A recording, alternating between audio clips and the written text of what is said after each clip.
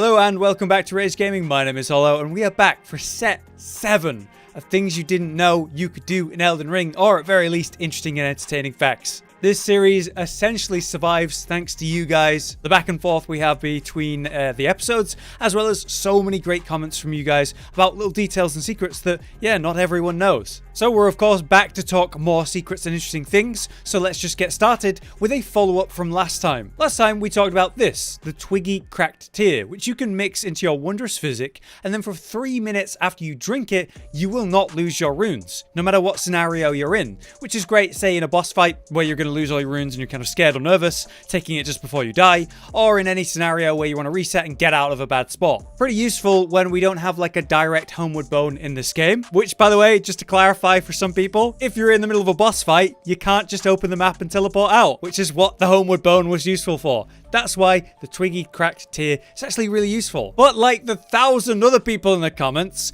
apparently you guys seem to think that I don't know about the talisman. The sacrificial twig talismans are a consumable talisman you can equip, and when you die, it is consumed, just like the Ring of Sacrifice, which I referenced in that video. There were so many people who talked about this twig, but sure, let's talk about it. Because there is something you can actually do with this that is very useful, that's not as obvious as the fact that it exists, that so many people again thought I didn't know. As you can see right now at the bottom right, I have quite a lot of runes on this character. Let's just make a quick jump and get rid of those runes.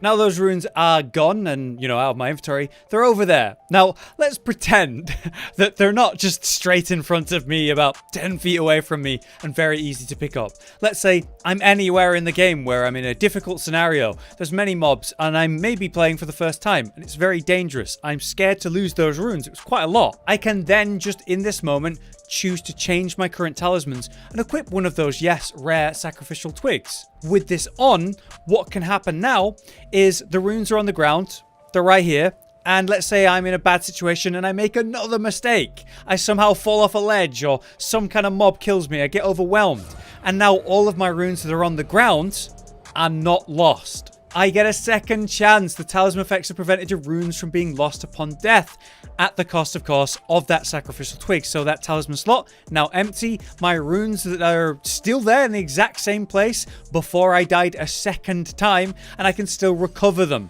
So it essentially is a great way, if you're in a bad scenario, bad situation, you've died and you've got a lot of runes, you really don't want to lose them, to give yourself a buffer or protection. So if you do make a mistake on your attempt to recover your runes, you get another chance, which is pretty useful. And I have a second follow-up to last time, which in that video I talked about how you can actually reset the aggro of mobs. If you have aggro on a pack of enemies or in a situation where you're kind of screwed, maybe in a tight corridor, loads of enemies after you, and you don't want to deal with that, you can actually just quit out of the game. And then as you reload back in, all of those mobs will be back in their original position and completely reset without that aggro on you. Very useful to do in certain situations. But we can even go further, as many of you were saying in the comments last time. So here I am before a fog wall for a boss fight, of course.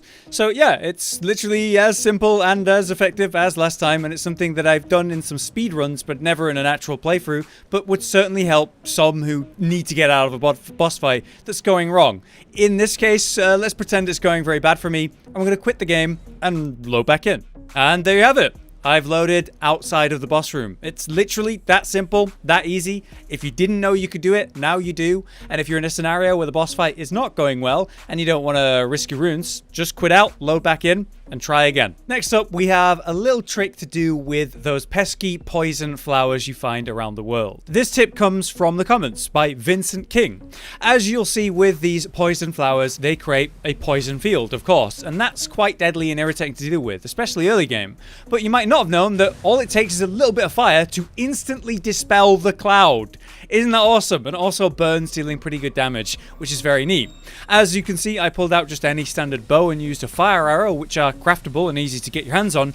Or you could say use a torch, and I'll just walk over and attack it when it does another. Here we go. Poison cloud and a bit of fire damage. Instantly dispelled. What's great about these two options is that both just a standard torch, which you can buy very early game, or say a longbow with arrows, can be ran in basically any build. So the moment that you come across these pesky flowers, especially early game in a new playthrough, you can just get rid of that poison with one single bit of tick of fire, like so. Really useful, Vincent, thank you. For our next one, it's a quick tip to do with weapon types and their unique properties, things you can do that you might not realize you can do. One thing that has been in the series for a long time is certain weapons are actually shield piercing, which can certainly be very useful against certain very irritating shield enemies, especially late game. I'm talking, of course, about the well-known ones, right? So, say the Shotel, a curved sword with a severely hooked blade. Its attacks can slip through an enemy's guard. That literally means its passive is that someone who is blocking or guarding, well, you can go straight through it. You will still do reduced damage, but instead of bouncing off the actual shield, you will just go through it and deal damage. Now, this is a +0 Shotel, so I'm not doing very much damage, obviously, in New Game Plus to this guy, but it's far from the only weapon type that can do that. Take rapiers, for example. The impaling thrust skill lets you thrust forward and pierce an enemy's guard. So, let's use the Ash of War, the impaling thrust. And when he's blocking, we go straight through for the full damage in this case. Very nice. The key is seeing whether it's got a special Ash of War or properties in the description, or something that is just curved, like take the Bloodhound's Claws here. The curve allows the weapon to slip through an enemy's guard. So it really doesn't matter that he's blocking, I can just attack and attack and attack, and as he guards again, it doesn't matter. We can go straight through without bouncing, which can be really useful for specific builds. And yeah, I'm happy to see anything that benefits rapiers or claws, or of course things like Shotels, which are way less used. Having a reason to pull them out at the right time, especially early game, is pretty cool. And this comes from Twisted Bow in the comments. Thank you very much for the reminder. Now, I'm sure you all know what this mask is. The really annoying mask that Vari wears, and the one that you see any bleed build wearing for obvious reason. It raises your attack power when there is blood loss occurring, so for any bleed build, that just means more damage. The thing about the white mask though, is it is a mask that is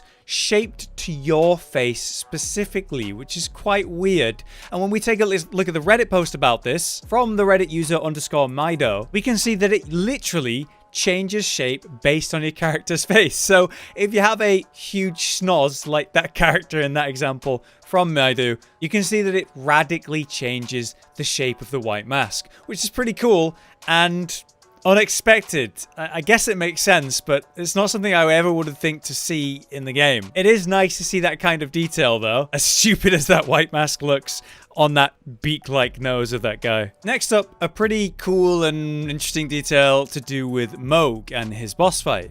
So there's that talisman. Just like the white mask, every bleed build is running this. This is the Lord of Blood's Exaltation. It increases your attack power when there is blood loss in your vicinity. So as I equip it, right, and I use Seppuku, the Ash of War, you can see the icon is now appearing under my bars because, hey, I've got that attack power buff because blood loss occurred near me. Even though all I did was use this Ash of War and I didn't actually cause an actual status bleed buildup. It still works. Obviously, this talisman is an image of Mohg. When he turns around to us during that cinematic and puts his arms out in the same way, it's quite familiar. And it would appear that he has this same effect. Perhaps he's wearing his own talisman physically, or maybe it's just the effect of Mohg. Whenever blood loss occurs, Mohg gets stronger. So while he's actually weaker to bleed, you know, you can actually attack him with it. He's vulnerable to it. That's how I killed him the first time, using bleed. Every time that I bleed, he gets stronger. And that still happens when I use Seppuku. So as you can see, he has that red effect about his chest. Those lines are there as well for him. And as I do it again, he gets stronger.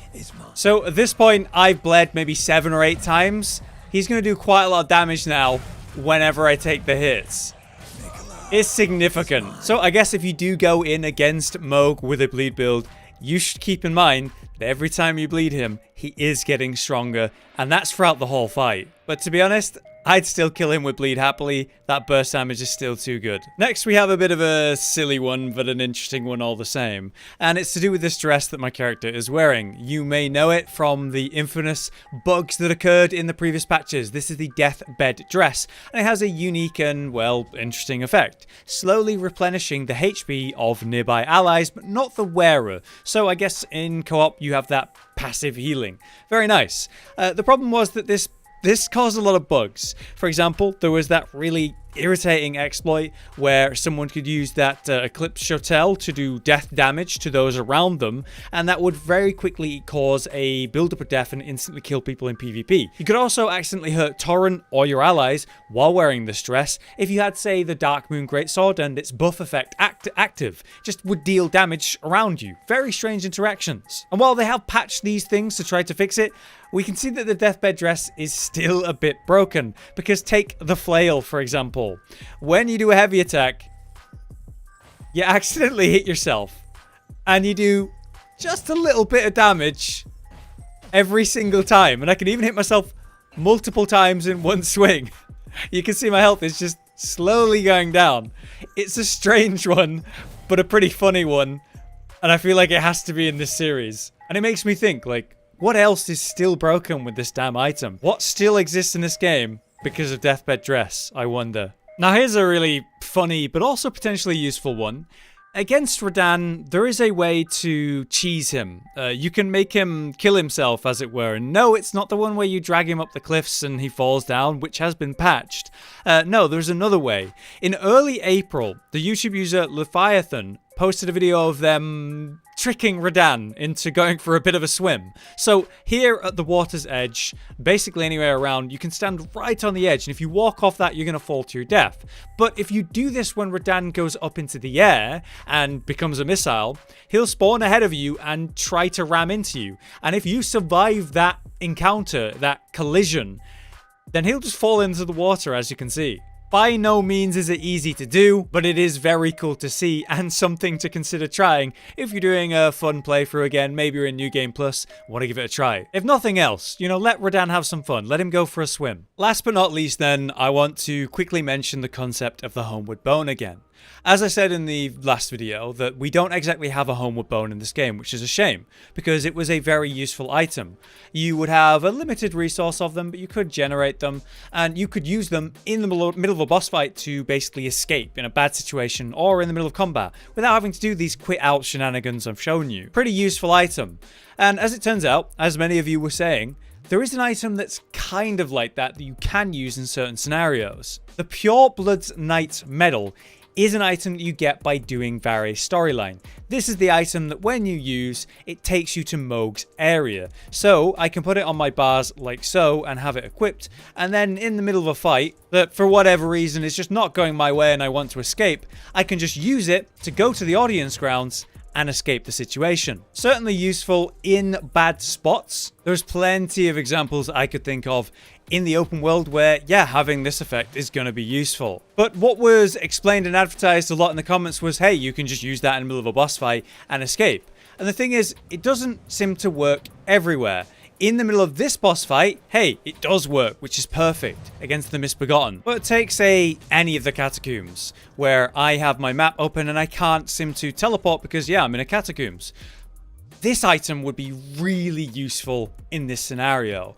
I'm going for a catacombs, I'm stuck, there's a puzzle, I just want out and I can't fast travel out. Well, then I could just use the Pureblood Knight's Medal and just get out of there. But sadly, in these situations, it doesn't work. So it is a limited Homewood Bone style of item that is definitely beneficial where it works. But it's important to know that it doesn't work everywhere. But hey, if you do the various storyline, which is well worth doing, you'll have this for the whole playthrough and can pull it out when you need it where it works. But there you have it. That is today's 7th set, my god, of things that were interesting or you might not know in Elden Ring that could be useful or just, yeah, weird to see, like the mask thing. As always, the last few episodes have been largely down to you guys, so a huge thank you for the back and forth that we can have in this series to make it possible. There is still somehow so many interesting things and details and mechanics that you can use to your benefit or are just weird to see that somehow I don't know myself until I do these videos. So as always, if there's anything you've not seen in the series so far that is weird and would fit, then please drop it in the comments and you might just make it into a video. For now though, I've been Hollow, you've been you, thank you so much for watching, and we'll see you next time.